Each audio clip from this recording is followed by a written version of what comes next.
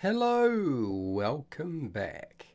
It's a painting day. I'm on holiday and I've selected something super simple, super easy, something from my pile of shame. The pile of shame is the many miniatures that I have not painted that I should have painted a long time ago.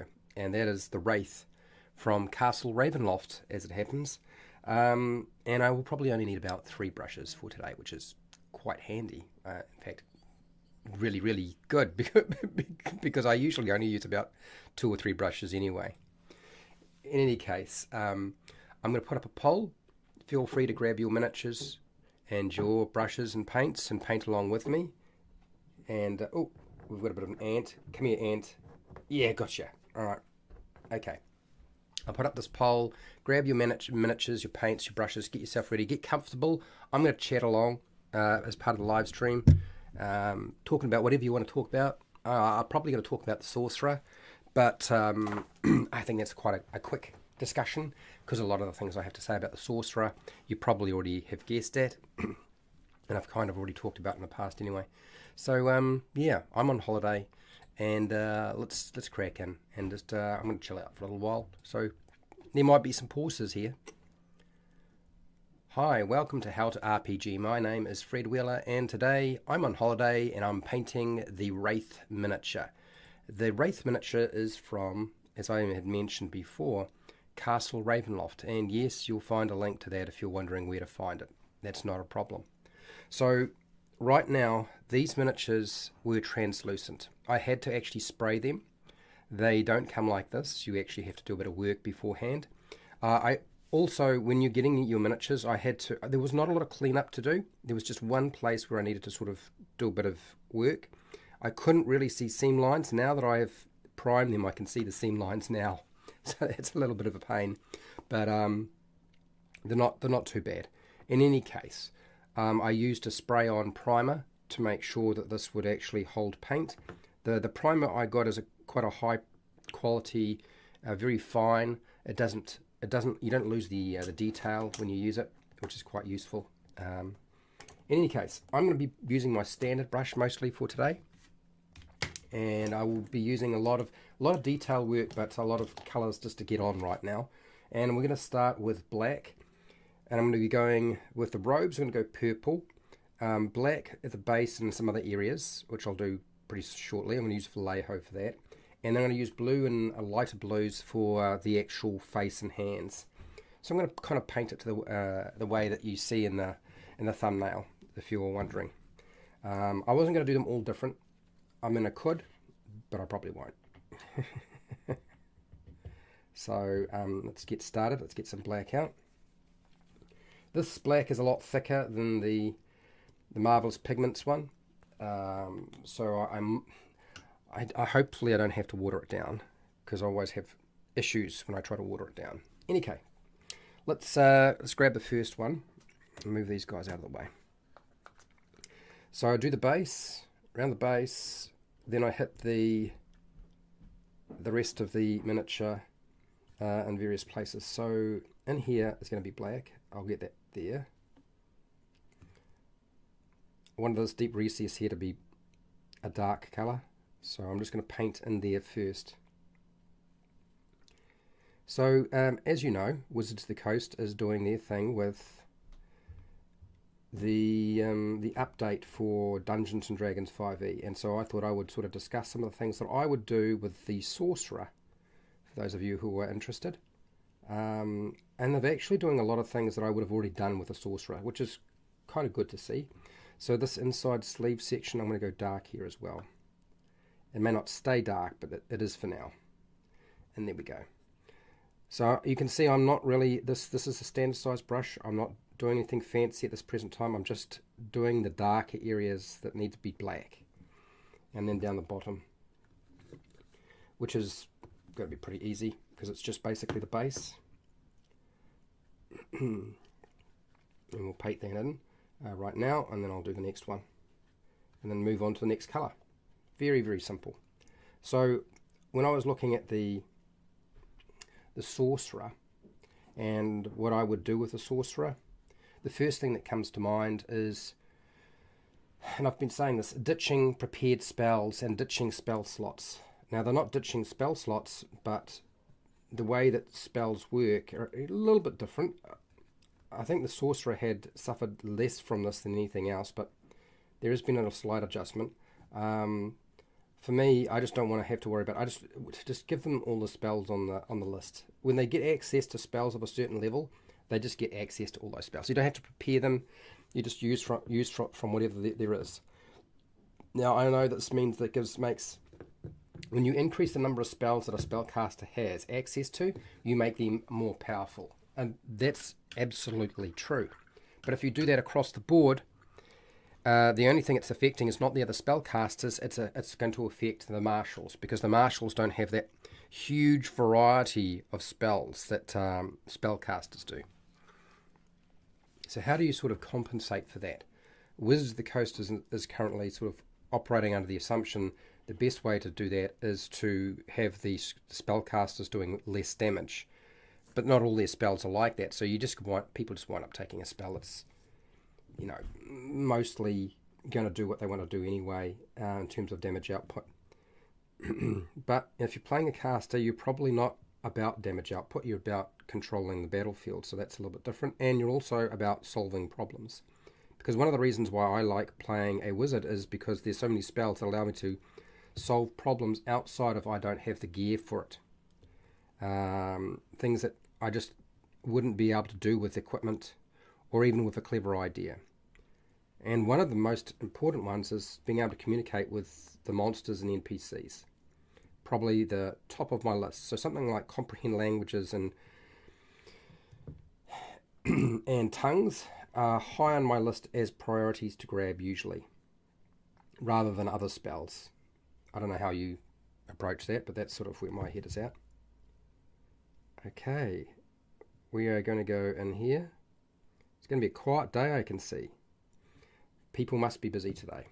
Anyway, so I've done in there, and we'll paint along the base here. Sort of the same approach. I'll do a tidier job down the bottom later. So let's get this in. Sweet. Cool. I guess the other thing I was thinking was Arcana. I still, again, like the wizard and most of the, spellcasters who deal with magic. I think they should have it as a standard skill. I don't think it's something you select. I think you just get it. And then once you get your Arcana as a standard skill for the sorcerer, then you select from 3 other skills rather than 2. Now the reason for doing that is we ditch having skill proficiencies in the backgrounds. Instead it just be tool proficiencies. I think that's where the tool proficiencies need to be. So we're just rearranging the position and where you get them. I think that's a better way or approach, because the background for me shouldn't really represent, like, the skills are kind of like superpowers. I've said this before more than a few times. Anyway, so that's the base done in black, pretty sure. Yeah, and we're done in there, in that crevice, and in the sleeve, which is a little bit watery, but we'll try again, see if we can get it a bit darker. Okay, cool. Alright, that's number 2 done. Let's get number 3 done. So I'm going to be jumping from these 3 miniatures, because there's 3 of them to do. And bam. It's this, that's on, and away we go again. Sleeve. On the sleeve, I might need a little bit more black. Where's the black? Stop rolling.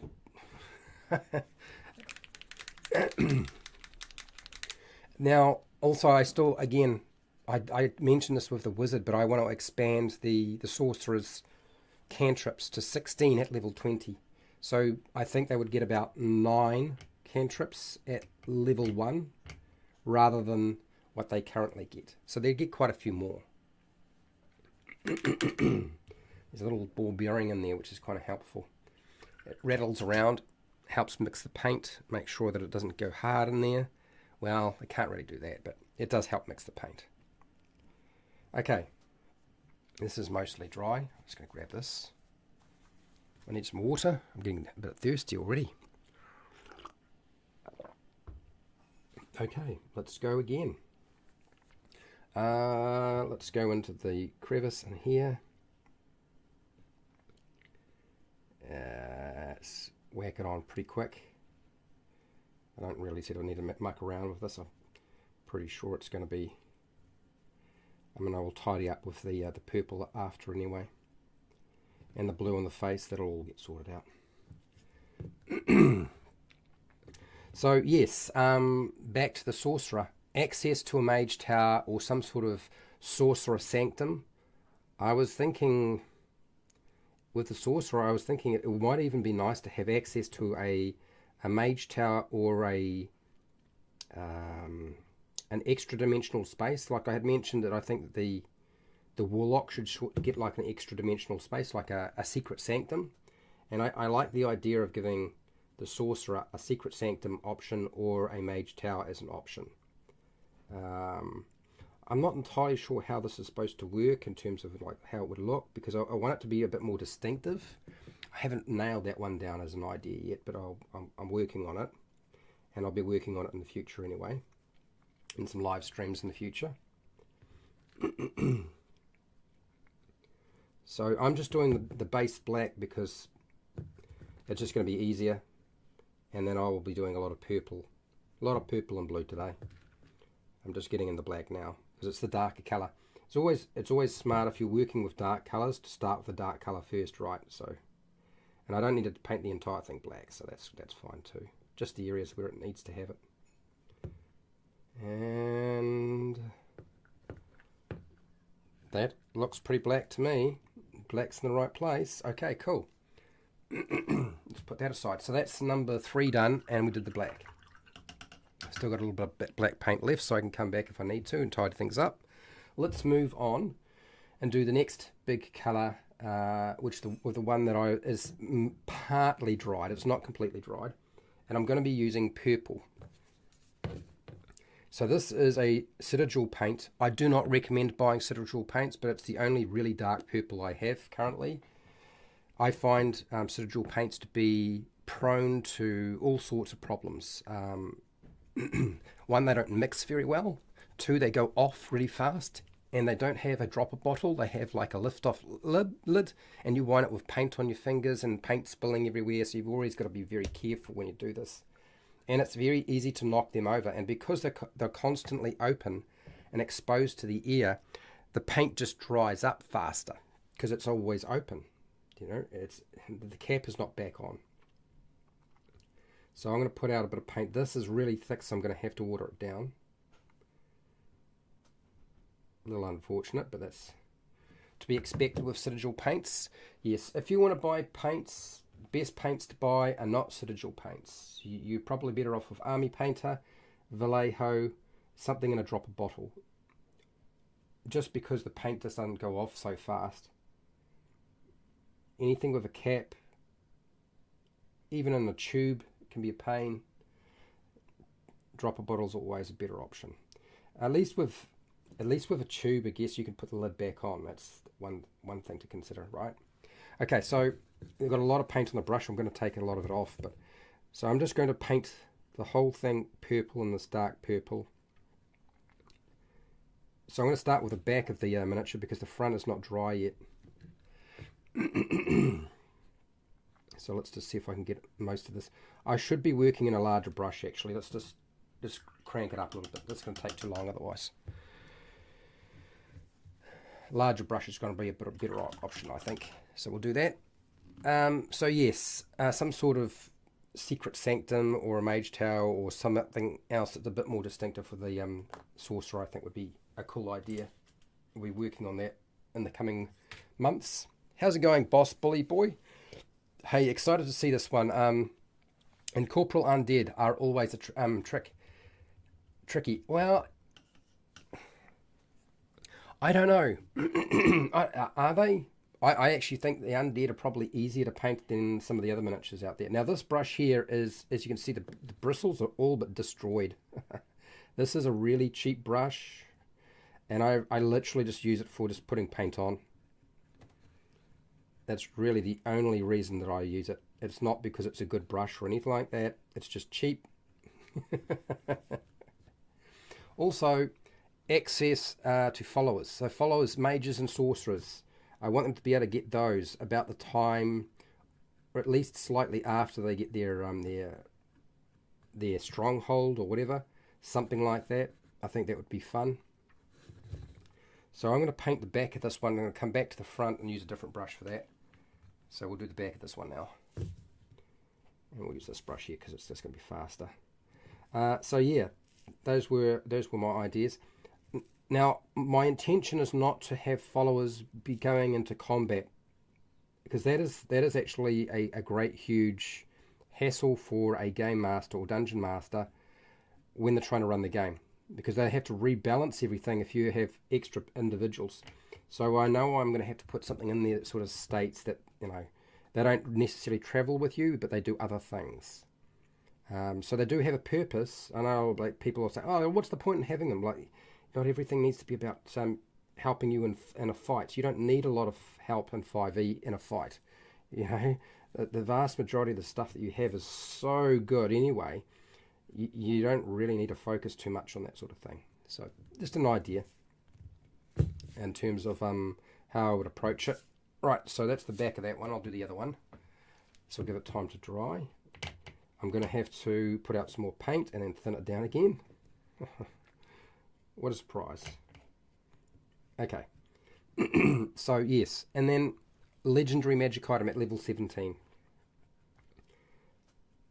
I'm very keen on the idea of making sure that the classes have access to a legendary magic item at a certain level, and obviously it would have a lot of discussion with the game master in terms of what it's going to be, because it can't be just any legendary magic item. I'm not suggesting that it's like totally up to the player character what legendary magic item they pick out of the list of a trillion different options that might be available in Wizards of the Coast products or through third party products. That would be utterly ridiculous. And when you're dealing with magic items that are legendary, even if you didn't have that in place, there would have to be some discussion with the game master about what it will be. Because as a player playing a character, you don't have to contend with how it's going to affect the game. That's not really a huge priority for a lot of players. So if that's the case, it comes down to it needs to be adjudicated and decided with the game master in some way. Okay, so that's that. Let's get some more purple out. So I'll give it another shake. There's a reason why I opened it and then closed it again. The drying out problem, right? So this stuff is so thick. I'll be glad when we get off this purple. We're only going to be using this purple to do one layer, and then we're moving on to a different paint, which will be much appreciated, I'll tell you that now. There we go. Is that enough? I've got to paint a few fine detailed areas as well, so I've got to make sure I don't run out. I don't have to refill again. Okay, so let's just mix that. Not enough water, more water. Still not enough water. Yeah, this is really thick. Okay, again. Again, come on. And again, it's not too hot today in this office, so that's going to be a lot more pleasant. I've actually got my jumper on today. Much to my surprise, I'm like, oh, okay. I wasn't really expecting that, but okay. So that is probably good enough. There's way too much paint on that brush. And let's put the paint on the back of this. I'm going to use a smaller brush now. If you were wondering what's the deal, it's because the brush, I've done most of the work that I need to do with that. Now I just got to get it where it needs to go. As long as it's thin enough, it'll go into the little gaps. Hi, Prepare, Cook and Survive. How are you doing? Nice to have you. What do you got here? Hi, Fred. Just trimming my beard right now. You trim your beard, no problems. You trim your beard, not a problem. I don't want to get in the way of that. Could wind up with all sorts of problems if you wind up messing up the trimming of the beard. Okay. There's a reason why I decided that I needed to have, I was going to do all thread all once. It's because drying time in between. It gives me time to paint something, move on to the next one, put the next transition in, things like that. Okay. Alright. So the blue, when I put the blue on, I am very much going to have to use a very small brush for that.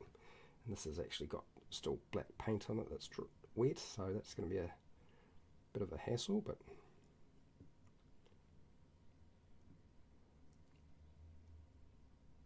I think that's got most of that around there. Cool. And next, up the side here. So back to the Sorcerer. I think at level 13, much like the Wizard, I would like to see unlimited use of plane shift as casting time of 10 minutes, so that they can travel around the multiverse. So I've made a lot of these features sort of very much the same. I don't know. I'm pretty sure that a lot of the classes don't have access to all of the same spells. And I'm also a little reluctant to make one class super better at doing something than another class. What's this? Is this a... I can't tell. Is it part of the sleeve or is it part of the hand? Very difficult to tell. Okay, so let's just get that. How's it going? Oh, hello. Hello, Norok. Norok is a patron, by the way. How are you? I hope your day is going well. I think things are going pretty well, actually. I'm doing all right. There is an ant. Yes, there is probably... Yeah, I destroyed the ant. Derp. The ant has been obliterated. I was going to save the ant for prepare, cook, and survive to cook up, but it didn't happen. There's an ant on. Yeah, I bring animals onto my live streams. If you weren't aware, like it happens. It's a regular thing. I don't charge them either. There's no sponsorship fee. So yeah, it's like this is the only place where you can be guaranteed of getting ant action. See, there's the ant. Just adds a level of interest. The ants are looking for food because it's getting cold here in New Zealand, so they come inside and they're looking for food, and not so much water but food, because there won't be a lot of food outside, unfortunately. Pale Rider, hello. We've got Pale Rider. We've got, yes, a good day indeed. Yeah, it's a fine day here in New Zealand, so I'm going to have a good time having a walk today. Now back to the Sorcerer. I want to make Wild Magic Surge Table standard for all sorcerers. So every time you cast a spell at level 1 or above, you don't roll a dice, you just roll on the table. Do you know why? Because my group had so much fun. It makes the Sorcerer just stand out by just having that table accessible all the time. Sorry you can't see what I'm doing, but the base of this is kind of weird. A little bit hard to see, so I'm using a much smaller brush. I'm using a layer brush now. Just going to allow me just to get it into all the little nooks and crannies where there's a little bit of fine detail going on.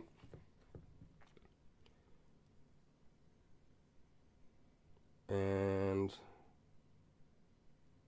kind of wondering if maybe I should do this last, because this is going to take me the longest amount of time, and I need the paint to dry. No, we'll just keep going. Stay on project. Stay on target. And for those of you who don't know, I did put out put out a draft of a role-playing game, Mazes and Monstrosities. Please go check it out. Even if it's free. It's on Patreon. You don't have to be a patron to get access to it. Anybody can access it. It is essentially a clone with some alterations to make it a little easier, and also easier for you to hack. One of my big goals was to make it possible for you to hack the game so that I could hack the game as well, because I'm going to do a lot of that in the coming months. At least the next year or so, there's going to be a lot of that going on. And everybody under the sun's going to be doing it, frankly. Okay, so, all right, I think I got that right. Maybe just a little bit around the neck here, where there's a lot of black and not enough purple. And that bit in there is grey. We don't really want it grey. It's not black, it's getting coloured. Down along this arm. Okay, cool. Well, that's that one done. We'll move on to the next one. Oh, what do you got here? Halfling stew with a side of ant rice. Yes, that's the one.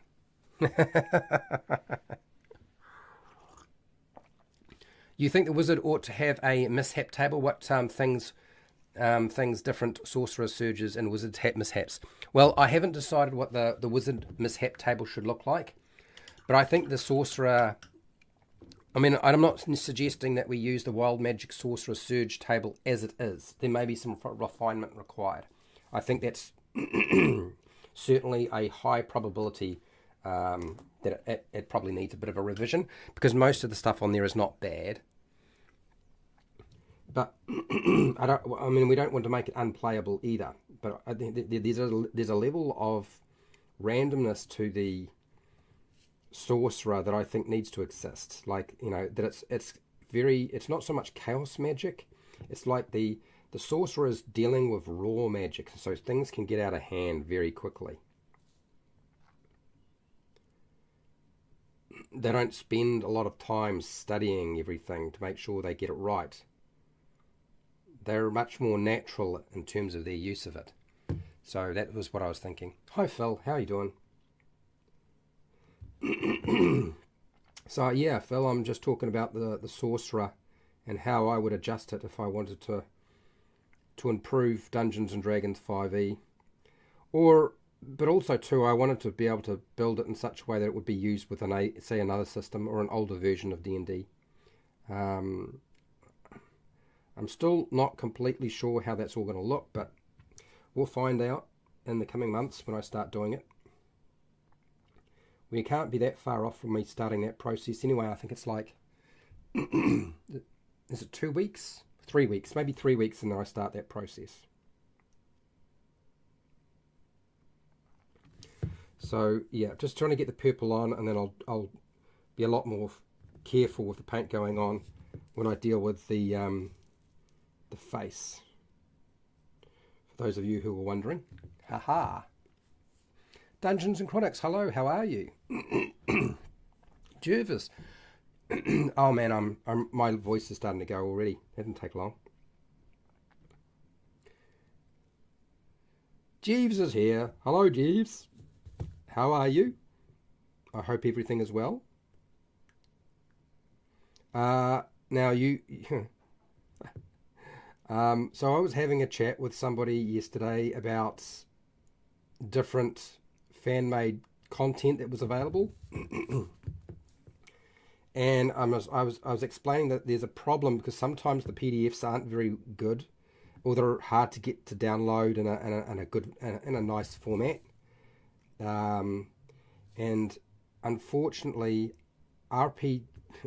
GM Binder, the website, doesn't always host them very well. So when you try to download them, they kind of look a little whack. They've got like this white strip at the bottom, which is really difficult. Likes and shares for sincere conversation. No, you know, I I appreciate it.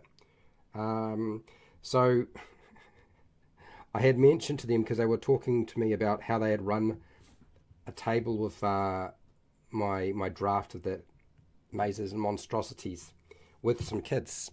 Some were 12, some were 5. And he explained some of the issues that were cropping up. And I said, okay, fine. So I suggested a fix, and he said, okay, well, I'll give that a go. and he's going to try running the game for the younger kids that he's got. He's got 7 at this table. He's going to run the 5-year-olds using the system I had suggested, although he was going to go back to his modified game. And I said, look, run the game with your modified system for the young kids, or my system, and then run the older kids who are like 12. Let them just use everything that they're used to using. You're good? Great. So go try that out as a technique for getting past the problem of, like, you know, some people like complexity, some people don't. Some people can deal with it. Some people will get bored if it's too simple. I had suggested that as a fix. It'll be really interesting to see how it works out.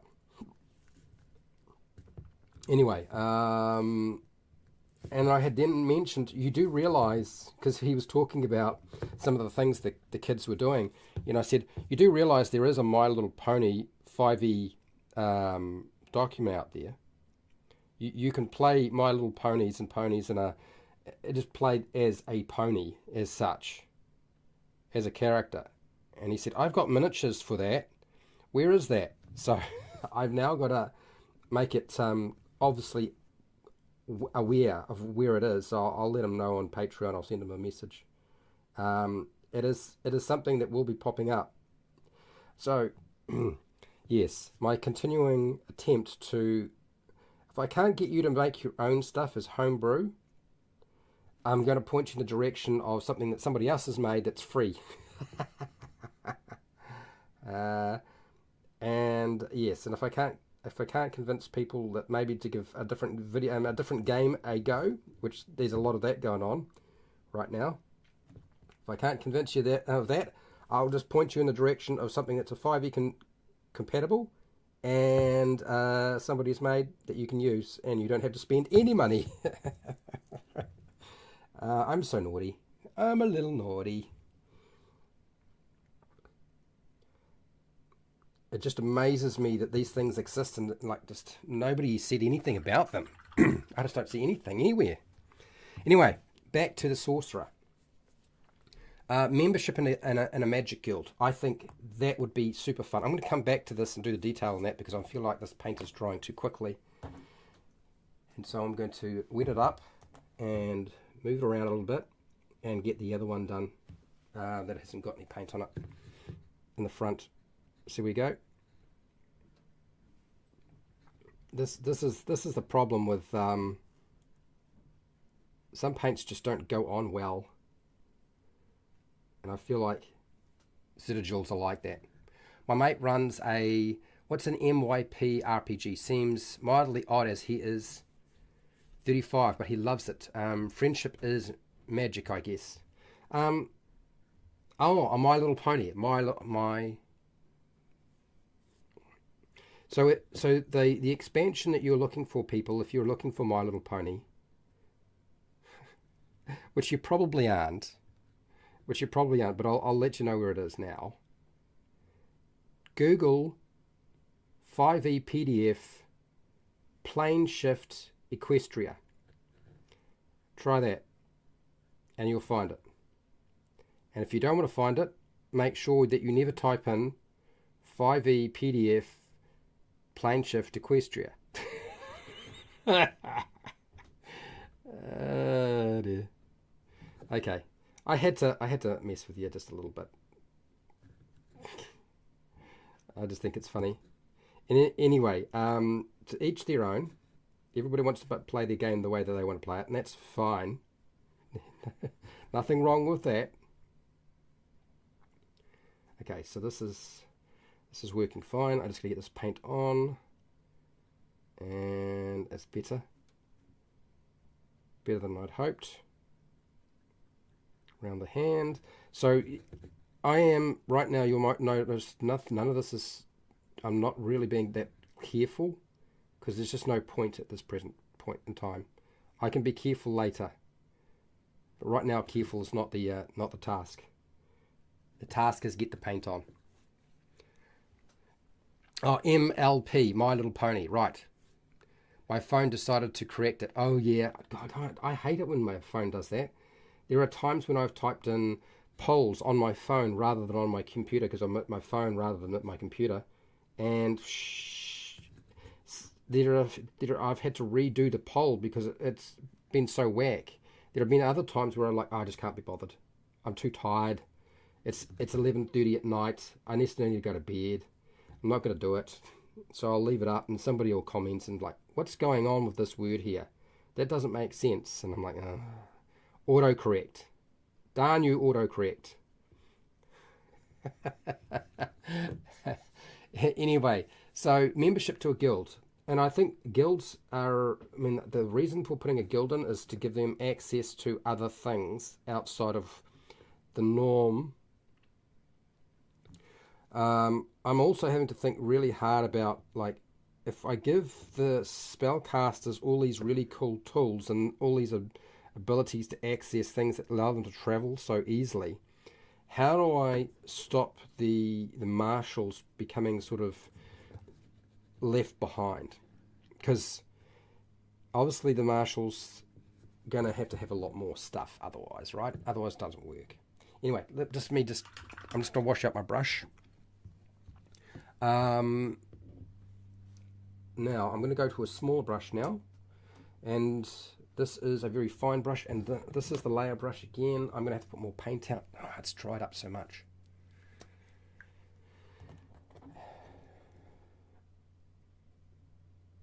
Okay, let's put this out. I've got a little bit of detail to do, so I'll just try to put out enough paint to get myself through the whole process. Okay, and water it down. So next thing was adjusting Metamagic. There needs to be some sort of adjustment to Metamagic. Now, Wizards of the Coast is already doing that. I know a lot of people are sort of slightly annoyed by that. I'm not even going to talk about what they're doing with the Wish spell. I think that was a silly thing to do. But in any case, when it comes to something like Metamagic, careful spell. Careful spell's not that careful, as you're probably aware. So one of the first things I would do is I would adjust the wording for careful spell. Wizards of the Coast has already sort of done something like that.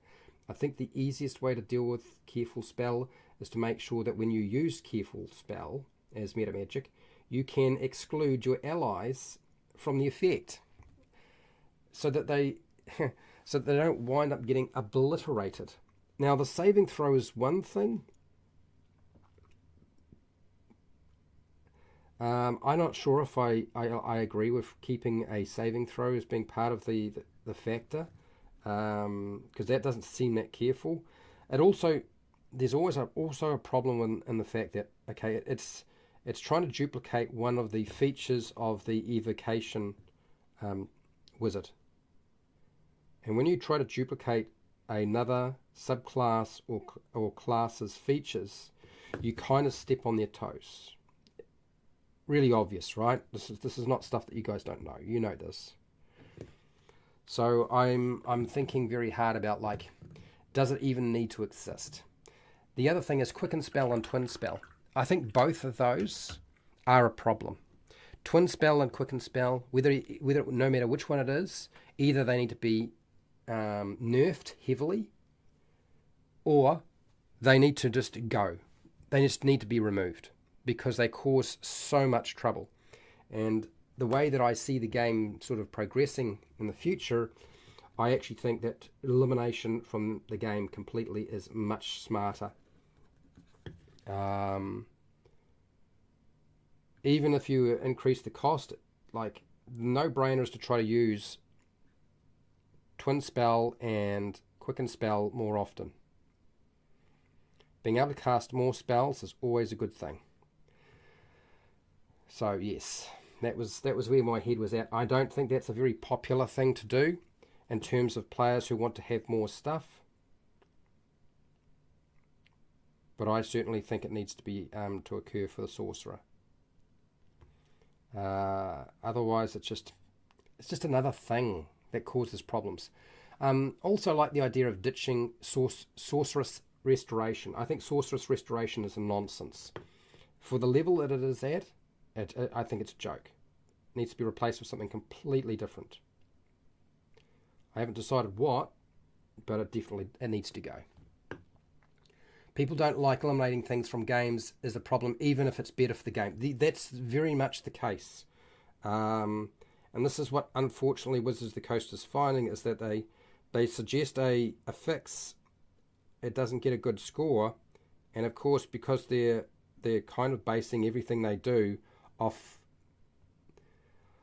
the responses people have to these polls, the end result is, because there's going to be more players than game masters, they're going to make a game that potentially will only have players and no game masters willing to run the game. Wizards of the Coast is responsible for this nonsense. They're trying to be the game that appeals to the biggest, broadest audience, without realizing that they still need game masters to run the game. At this present time, anyway. And so, yeah.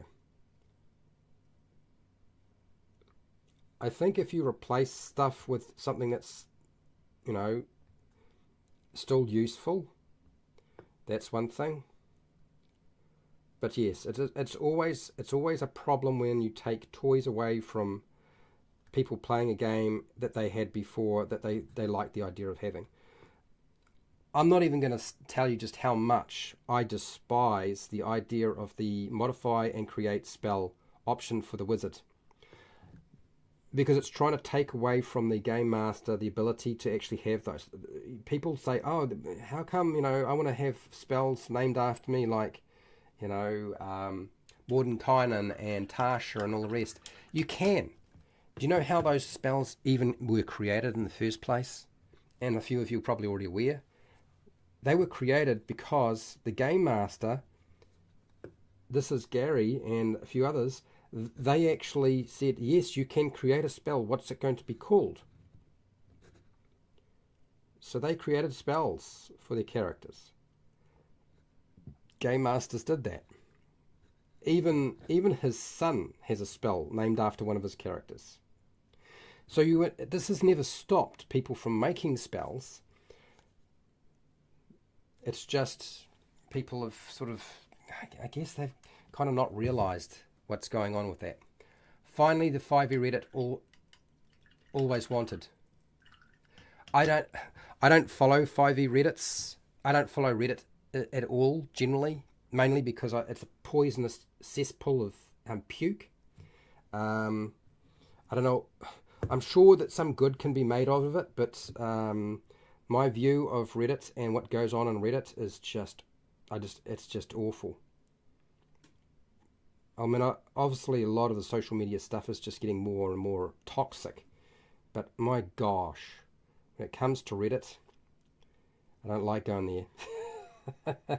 When I see Reddit, and somebody had said, oh, subreddits are better, and I won't go near Reddit. I would never put any of my stuff up on Reddit, or even publicize what I do there. They're just too scathing. They're horrible. Most of the people in the YouTube community are terrified of Reddit, even if they're on it. They're terrified of it. They just don't want to be there. And you can't say that's what you signed up for. Absolutely not. Signing up does not mean that you get to harass, abuse somebody on social media. I think this is a misconception people have. It is a privilege to be able to comment and not have your comments and your feedback vetted or deleted or reported. And a lot of people don't seem to understand that. Agreed, taking agency from the DM and giving it to the players who aren't often motivated by balance or wealth of the campaign. This is the problem. It's like you have to get to a point where you trust and acknowledge that the game master needs to be able to have some control of what is going to happen, since they've got to run the game. Now, if you're running the game, if you're a player and you're going to be running the game, and you want to have those things in there, that's different. Every game master in my home group runs the game differently. Like literally every single one of us. I run it differently to Simon. JP runs it differently to me.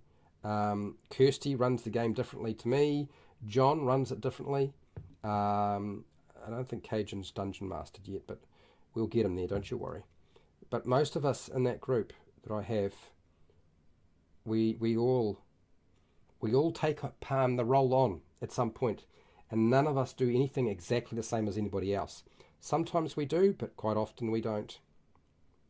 Which means you have to adjust the way that you play as a player for each dungeon master. Now you might be thinking, well, that just seems unreasonable and difficult. It isn't actually. You get to a point with the rules when you play in a home game for as long as I have with people who are all being game masters, where you just don't give a shit about the rules. Like how people adjudicate the rules, you just won't give a shit. You won't care if your character dies. You won't care if somebody else's character dies. In fact, in most cases, my group actually enjoy it when it happens because now we get to roll out reincarnate. Even if we don't actually have it available in one of our characters, like almost all of the game masters are like, okay, let's find you an NPC so you can reincarnate the character. And we just want to see what wacky race they wind up coming back as. So, yes.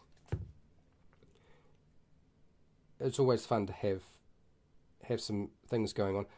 Invisibility is one big aspect of the game that gets run differently. I noticed that my game master right now, Simon, is running a different.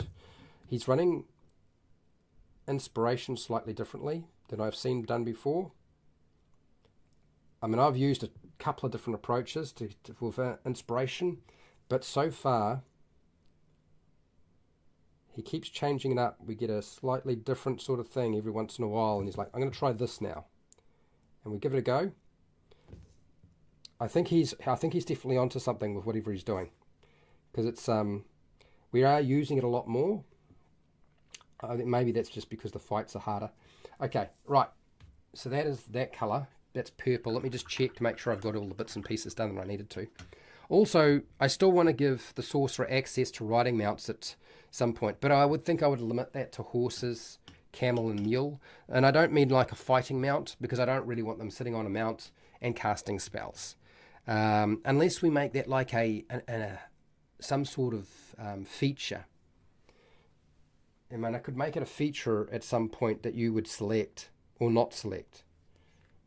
You'd have to make a choice, right? Okay, let's just put a little bit more purple in here.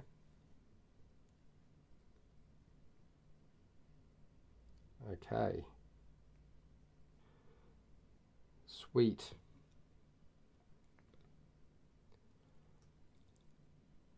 I think one of the things that appeals to me in terms of giving a magical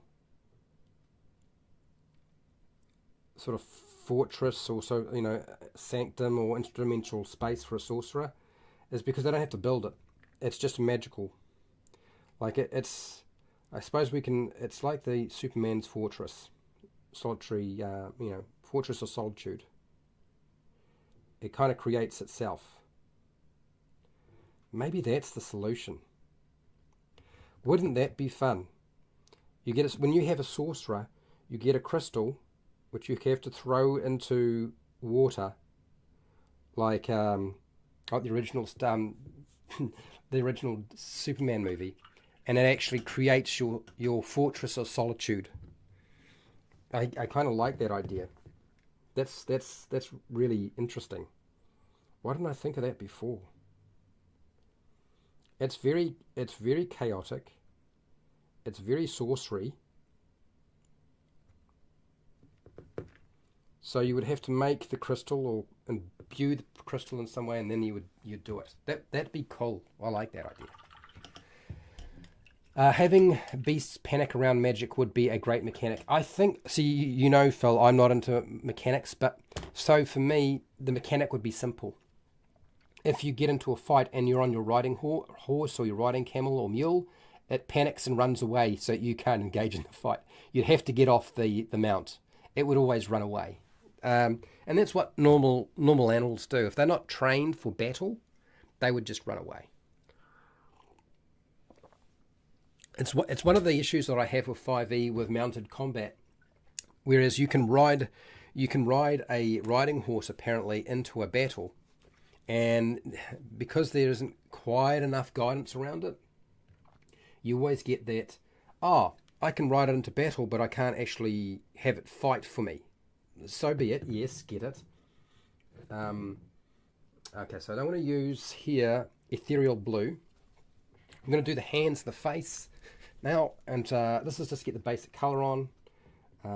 There aren't going to be that many transitions, so I don't think it's going to take forever. I kind of expected today to involve putting on just a lot of paint in the right place rather than doing all the fine detail, but that's all right. So first off, let's try the face. Face and head. I'm using a layer brush. This is a very fine brush, and we're just going to get the face in. I'm not worrying about the deep recesses. I just want to get the paint on.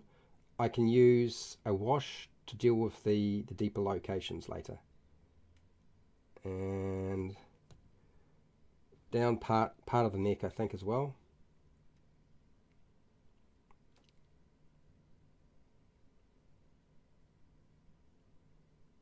There we go. And a little bit there. Okay, what about in here?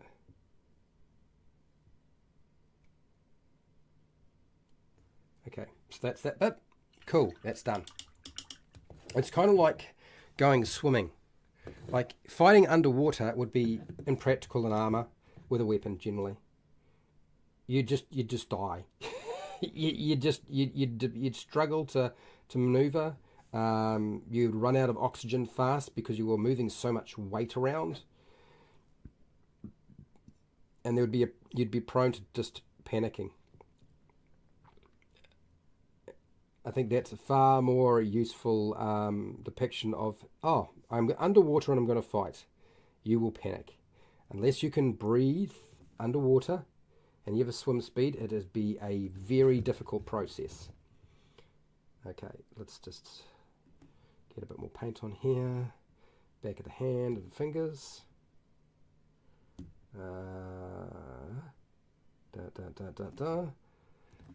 Sorry, this is a lot of little bit of fiddly stuff going on now.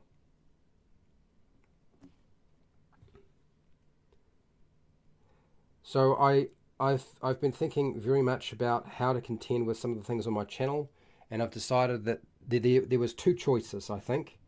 Somewhere along the line, YouTube has changed what they're doing, and channels that used to be live stream and edited video are now shifting from that format to just edited video and having a live stream channel, which I don't like the idea. So the idea was either I keep this channel as an edited video one, and since that was dying anyway, it didn't make any sense to do that. So now I'm shifting this channel to its primary focus is live stream, and there will be some edited videos, and I am removing the concept that I will go full time at any time ever as a possibility. I think with what's been going on and how the channel's been doing, I think that that is no longer on the cards. I will only ever be doing this as a hobby, and I will still do what I'm doing now, but when I decide to semi-retire, I will not be relying in any way on this channel and Patreon. Instead, I will have to work. I'll have to work 2 or 3 days, and that'll be it. It will make it easier for me to do stuff on the house and work on the channel and so forth, but I won't have to work quite so hard like now. But yeah, I think that's the solution. Running 2 separate channels is just too much work. It's impossible. You can't keep that up. Not unless you're full-time and you're making enough money off it. So yeah, YouTube, you've finally beaten me. I've always usually managed to find a way out of that problem, but this time I've lost. And yes, I'm going to have to accept a lot of the new changes that are messing with things. Oh well, so be it. Now, so today I'm going to get my camera set up, and I'm going to take a whole lot of photos of me holding certain products that I've done reviews on, so that I can start releasing the edited videos of those reviews. Because they're sitting on my channel, they've edited, they're done, they just don't have thumbnails for them. So yes, I'm going to be doing some very goofy expressions while I'm holding that stuff, I can assure you now. Should be entertaining, at least for me. Oops, it rolls away. Okay, that's that one. Let's do the next one. This is mostly dry. Good. This paint is actually a little thick. I wonder if I can thin it.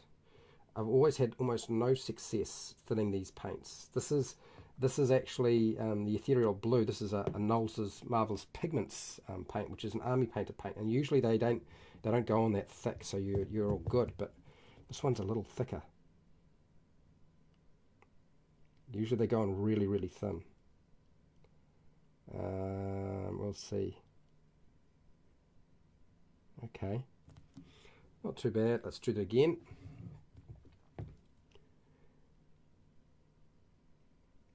I almost forgot too that I need to do at some point. I've got to find some time, put some time aside to go over Dark Heresy, because I wanted to talk about Dark Heresy, but it doesn't look like I'm going to have time to get to it this holiday. So it'll be another project in 4 months, I guess, which is a shame because I was kind of looking forward to Warhammer as a topic. I guess we'll just have to talk about Warhammer 40k, the 5e PDF. That's free. I can do that. Okay, let's just fix this up.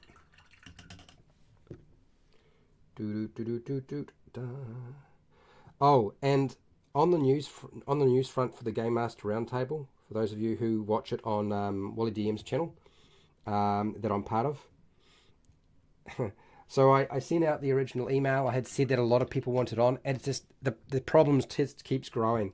There's just more and more people interested, and we're now having a sort of a backlog. Did not realize that would happen. Bet me Dungeons and Dragons. Who would have guessed? We were struggling to get people to sign on to do panels, and now we've got too many. Dear. That's funny. It's clear that people's head are, like a lot of people are just looking back at what they have on their shelves, and you know, if they played it before or they've got an old box, I see people pulling all sorts of things out. What was it? I saw somebody who's showing off Flash Gordon, an old role-playing game for Flash Gordon, and that's not the 5e conversion. That's different again. So it was quite interesting. Somebody was asking me, I don't know who was it who was asking me. I think it was Charles, one of the patrons, was asking me, what did I think of Vampire of the Masquerade? And I said, if somebody sends me Vampire of the Masquerade, if somebody sends me the book, then sure, I'm all for it. I will review it, and I will build a character with it once I figure out how to build a character with it. He said, really? And I said, yeah. That's how some of the other people have got stuff onto the channel, is like they just send me the book and so I review it. They get priority. It makes sense to me. You know, if you're going to send me a book, then I'll review that for sure. So and he was like, so would you do Vampire the Masquerade? And I said, yes. If you send me the book, not the PDF, if you send me the book, then yeah, I'll do it. And what was the other one? Somebody had mentioned, what about Call of Cthulhu? I said, somebody send me Call of Cthulhu, I'll do Call of Cthulhu. And if I review the book, that means that I'm probably going to build characters for it, since we do a character building every week. And that if I've got the rule system, then I'll probably try to learn the rule system so I can do rules discussions on it as well, and demonstrations. I'm all for that, but it can't all happen all at once. Be patient. Give it a little bit of time. What do you got here, Phil? Well, amazing. That ever have difficulty panels? Look, we do. Partly, Phil, it's probably because I've burned a few bridges. There's a few people who do not quite understand how much influence and how much I am responsible for those panels coming together. And once I've kind of introduced people, they just sort of eliminate me from the discussion. That's what's been happening, Phil. And so this is one of the reasons why, you know, Wally is doing it live on his channel, because the backlash against me for, I don't know what it is that's going through people's heads against me, has been so bad. So yes, so getting people in the panels has been difficult, but also that OGL business, that's just scared a lot of people away from doing anything. A lot of people just shut up shop, and we just didn't hear from them forever. Some of them we still haven't heard from. We're like, are they still around now? Are they still doing their thing? And they do occasionally do stuff, but it's, yeah, there's a lot going on.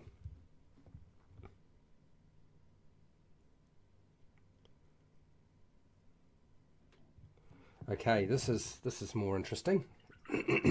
Yes, Phil, it is a sad time. What is at least nice to see is I see a lot of the channels who were not getting together and doing stuff together are now doing it. But yeah, it's been a difficult road. And the stuff we do in the Game Master Roundtable does not get a lot of views. There's hardly anybody watches it. And we really do. I mean, I go to great lengths to at least try to make it entertaining and funny. Maybe my sense of humour is not that good. I'm pretty good at getting the panel members to laugh. And, I mean, I don't really take any of it very seriously.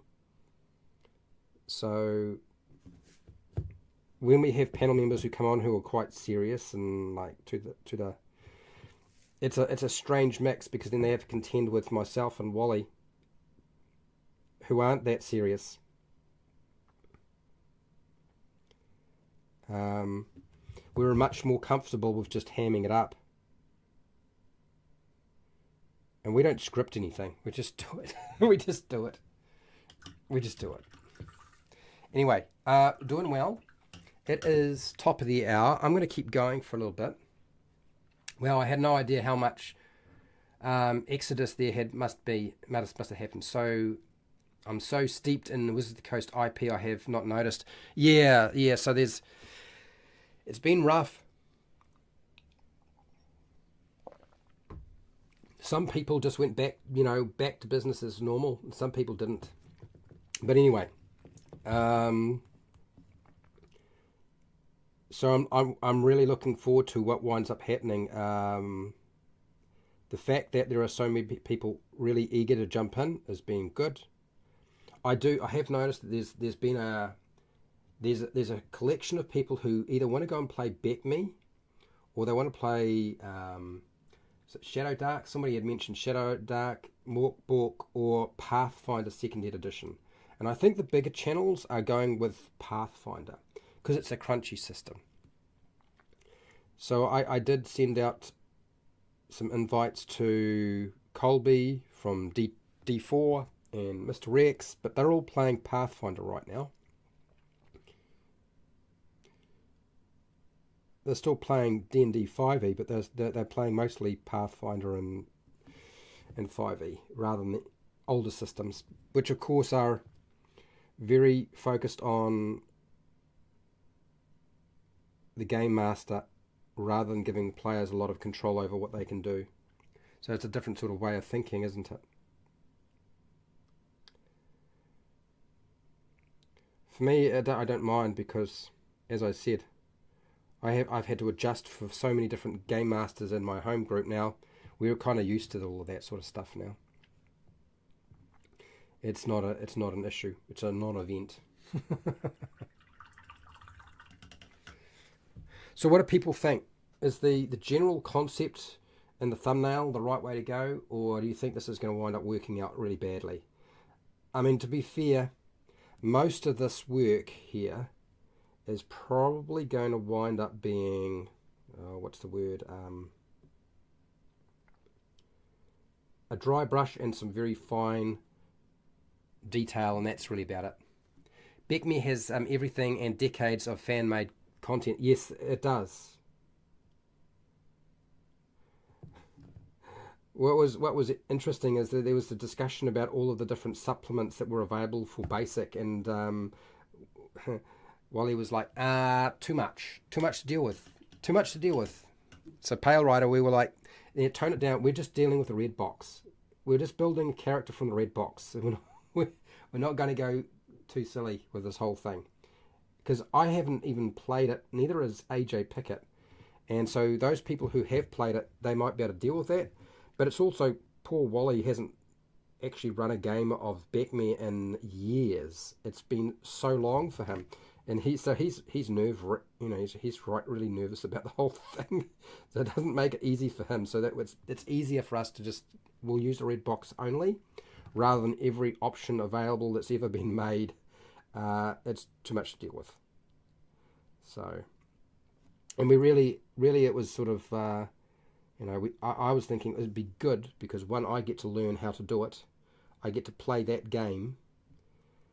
But it seems almost clear that we might wind up with that Game Master Roundtable running a lot of games at some point. I don't know if that's a good idea or a bad idea. It should at least be fun for us to do. It'll certainly shake things up. I'd even suggested that we play some video games, but I can't really play video games.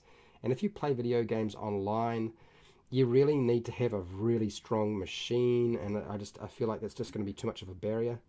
You'd think that YouTubers have good, strong equipment, but to run a video game is another step again, because it's not just a good, strong CPU. You need to have a really good graphics card. You need to have a really good internet. And a lot of us aren't necessarily live streaming. Not everybody is live streaming. A lot of people are still uploading videos rather than live streaming. When you live stream, it's a bit different, and it's a bit better for me because I've kind of got all the equipment now to do it in 4K. So I guess that's something. Hello, Big Kid. How are you doing? I will stay with 5e. I support third party, and I have issues with what Wizard of the Coast did. But I enjoy the ease of teaching people the game by using D&D Beyond. Yeah, fair enough. That's all right. You know, we've had the discussion before, Big Kid. Big Kid is a patron, by the way.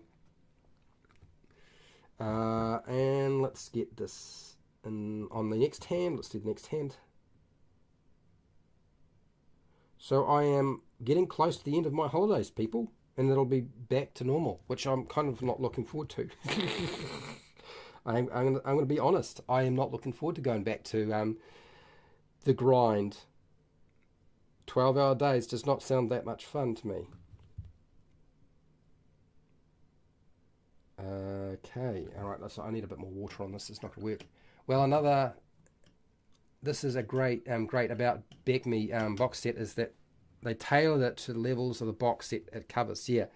So I believe Wally has something as a bit of a surprise in store for us. He's given us, as a good dungeon master does, he's given us enough information so we know what sort of character to build and know what we're getting ourselves into, which is always helpful. And of course, there's more than a few of us are quite capable of not metagaming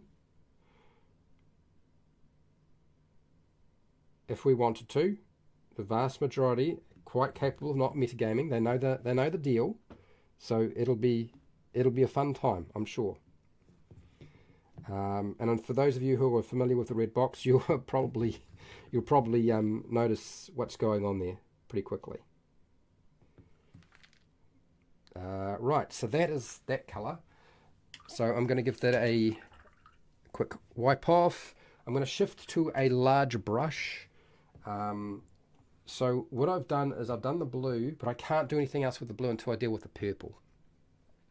I think you should do whatever you enjoy, especially now that you've decided it is more for a hobby than an income. Yeah, well, the income side is disappearing, so it doesn't make any sense. So I might as well, if it's hobby, I might as well just do it I want to, right? Which is exactly what you just mentioned. That's sort of where my head is at now. It's like, Now it's just up to me. And publishing is still a thing, but I mean, even I think the publishing side of things it takes a lot of time. Phil is very much aware of that sort of thing, since he does publishing. If you do what you enjoy, you'll do it longer, and those of us that like your content will get more of it. Yes, that's exactly right, Derp. That's exactly right. The champion set, yeah, well,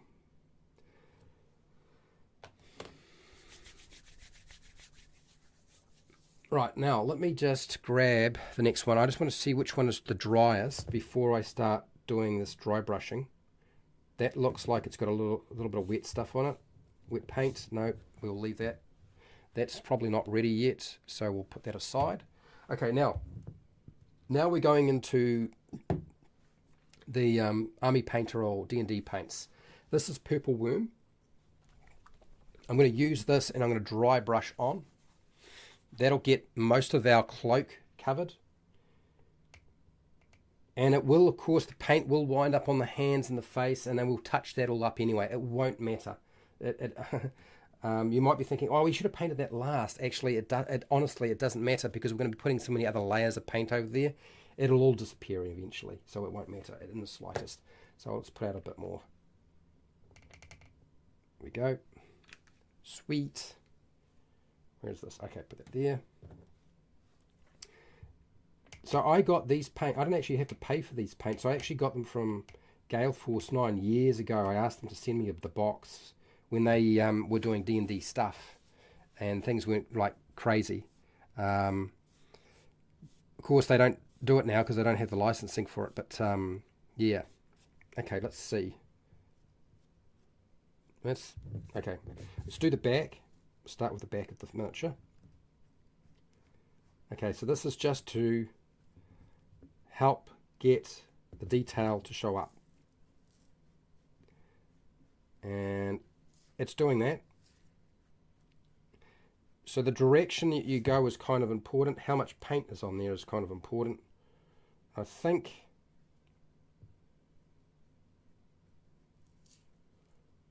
that's working out pretty well. What's that, Phil? Time to take creating content. Yeah, it takes time. Can confirm. Yeah, and so I was always aware that if I did something like that, that it would probably take me 2 years to get to a point where I could send stuff to my brother where it could be turned into something. So, which is why I decided that Patreon was the best way to get it to you faster, so that you didn't have to wait 2 years before you saw it. And also, too, it meant that people would be able to use it, and I would find out what was good, what was useful, and what was not so useful. So there was an opportunity to refine it a bit more. And because I'm not doing this full time, it just make it work a lot easier. So that there is the first one done.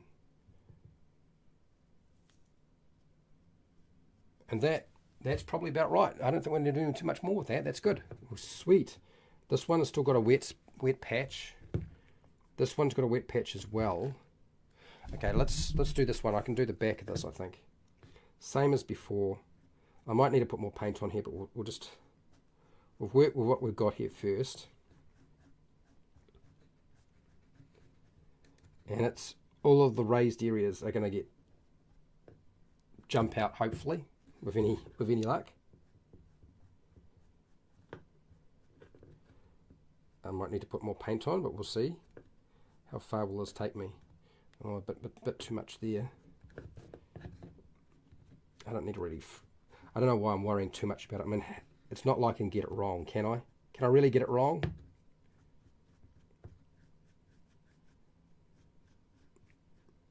Okay. Yeah.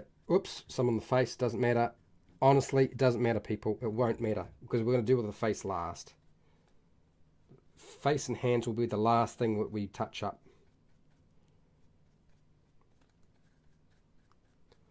And that there has got pretty much all of the detail to sort of show up so you can actually see what's going on. It's not just a black miniature now.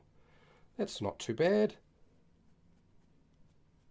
What do you reckon? Not too... Working out all right if you ask me. Pretty simple too. Okay, next.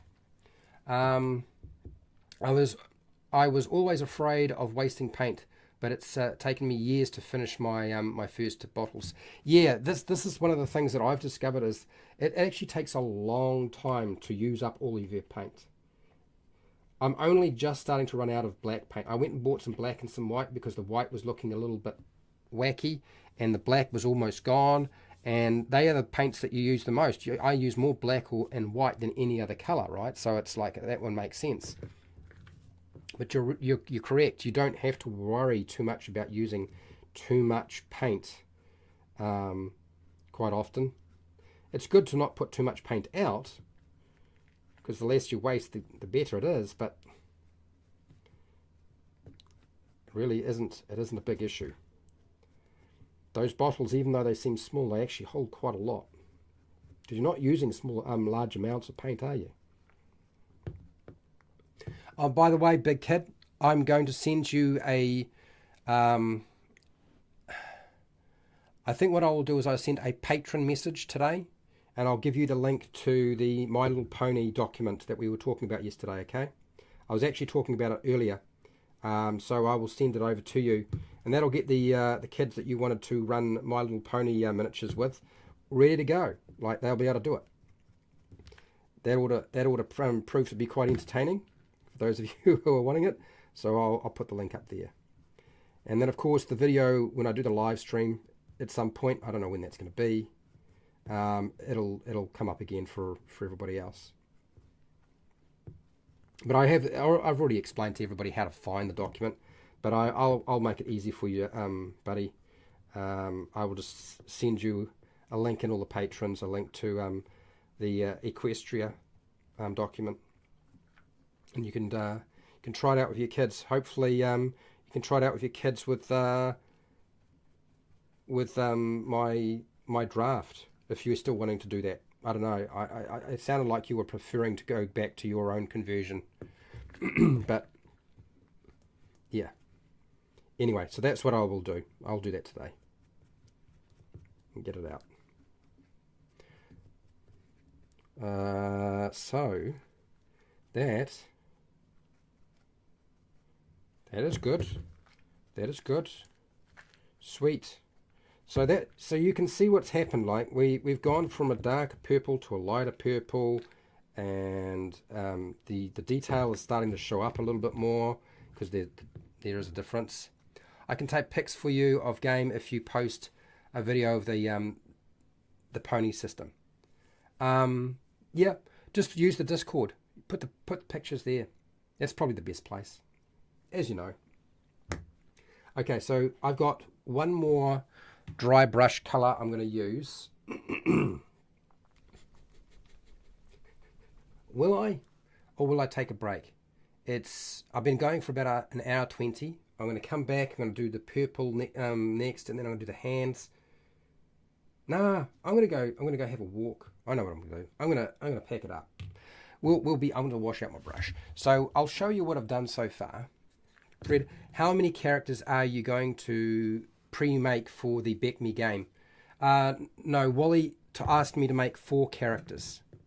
And because I am ludicrously insane, I'm probably going to have to make more than that. But I told him, look, even if I don't make 4 characters, I'll just make 1 character and just change the name. It'll be exactly the same character.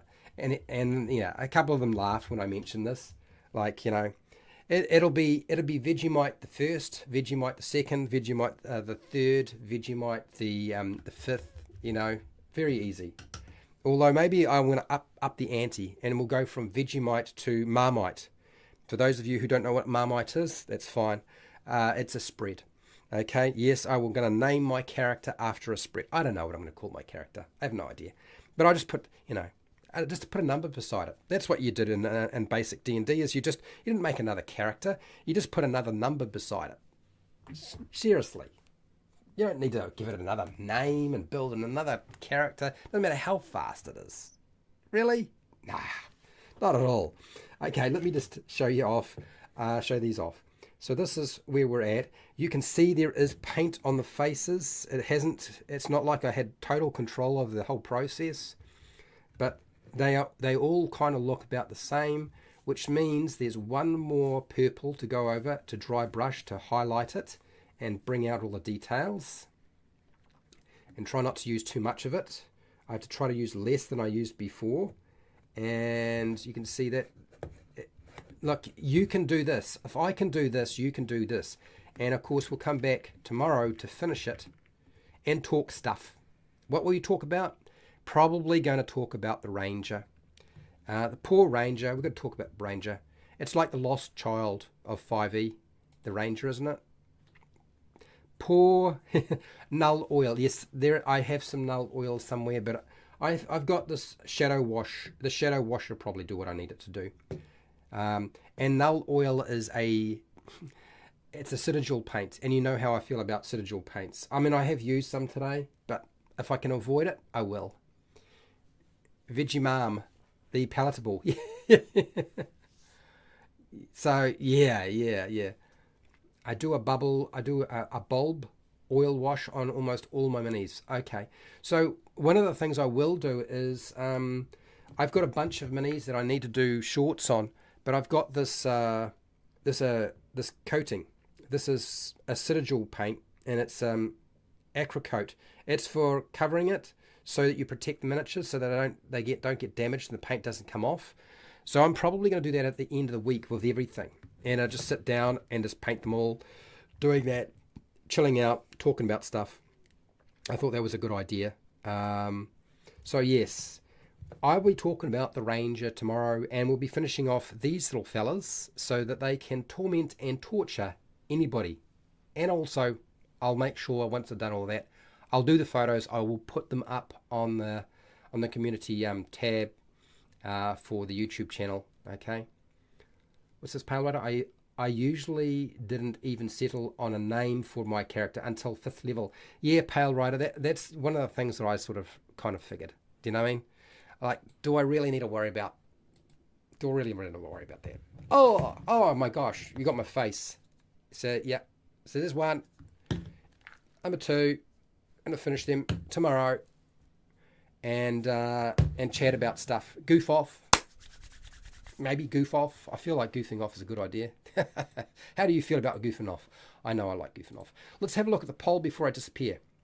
Norok, thank you for being here. If Wizards of the Coast gave Rangers Smite and Clerics Aura of Protection, would a Paladin even need to exist? Phil, exactly. You're right on the money there. I agree with you completely.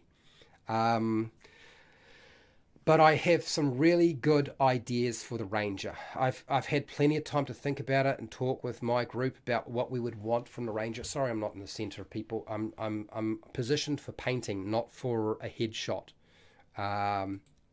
So let's have a look at the poll before I disappear. This poll was: do you think the Sorcerer for Dungeons and Dragons 5e needs to be fixed? And to be fair, I don't think there's a lot that needs to be done to it.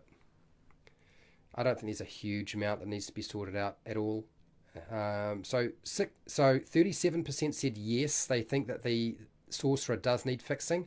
Undecided 37%, no 12%, just watching 12% out of 16 votes.